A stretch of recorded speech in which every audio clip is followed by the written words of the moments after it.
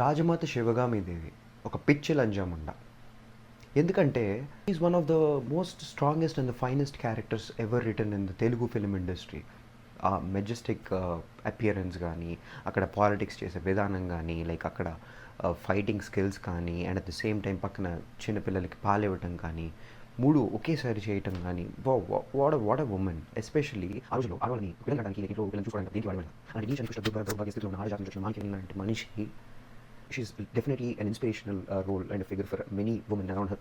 అలాంటి స్థానంలో ఉన్న ఆవిడ 100 మందిని చంపితే వీరుడు అంటారు, ఒక్కరిని చంపినా దేవుడు అంటారు.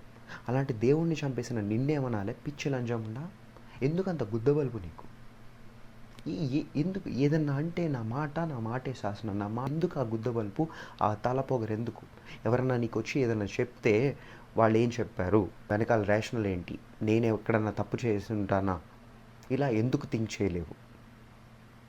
అలా చేసుంటే బాహుబలి బతికుండేవాడు.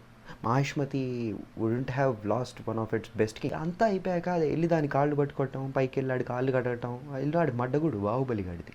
పిచ్చి లంజా, నువ్వు చేసిన పనులకు ఎంతమంది ఏడవాలి? ఇదంతా ఒక ఆడదాని గుద్దబలుపు వల్ల. కట్ చేస్తే ఇండియాలో కూడా ఇదే సీన్ జరుగుతుందండి. అక్కడ రాజమాత శివగామి చేసింది తప్పు అన్న ప్రభాస్ని, అనుష్కని బయటికి వెళ్ళదెంగింది లంజముండా. ఇక్కడ కూడా అంతే. ఇప్పుడు మన chief justice of India Krishnakant గారు, ఆయన ఎంత ధైర్యం అండి ఆయనకి, కాక్రోచెస్ అనడానికి. అన్ఎంప్లాయిడ్ యూత్ కంట్రీని పట్టించుకుంటూ వాళ్ళకి తోచినంత, వాళ్ళకి తెలిసినంత ఏదో ఒకటి చేస్తూ ఉంటే ఏంటి అది? What is the kind of language that is dehumanising, deteriorating, demeaning? ఎవరు ఏం పట్టించుకోవట్లేదు. ఆయన స్థానానికి ఇచ్చిన గౌరవం ఏంటంటే కోర్టుకి అగేన్స్ట్ ఎవరూ మాట్లాడకూడదండి. ఇప్పుడు నేను రాజమాత శివగామిని ఒక పిచ్చి లంజాముండా అన్నాను, అది తప్పు కాదు, ఎందుకంటే షీఈ్ అ ఫిక్షనల్ ఫిగర్.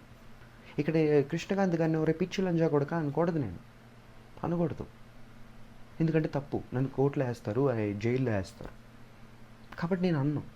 కానీ ఆయన ఉన్న స్థానంలో ఒళ్ళు దగ్గర పెట్టుకొని ఎంత పద్ధతిగా మాట్లాడాలి, ఇంకెవరు మనల్ని క్వశ్చన్ చేయరు అన్న పొజిషన్లో ఆయన కూర్చున్నప్పుడు ఎంత ఇంటిగ్రిటీ ఉండాలి ఆ పొజిషన్కి.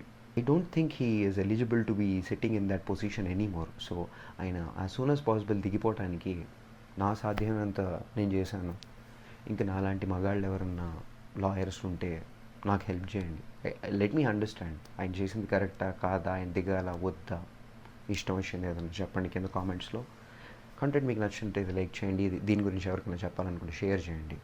దీని గురించి మళ్ళీ చేద్దామని అనుకుంటే ఫాలో చేయడం మర్చిపోకండి. జై శ్రీరామ్, జై హింద్.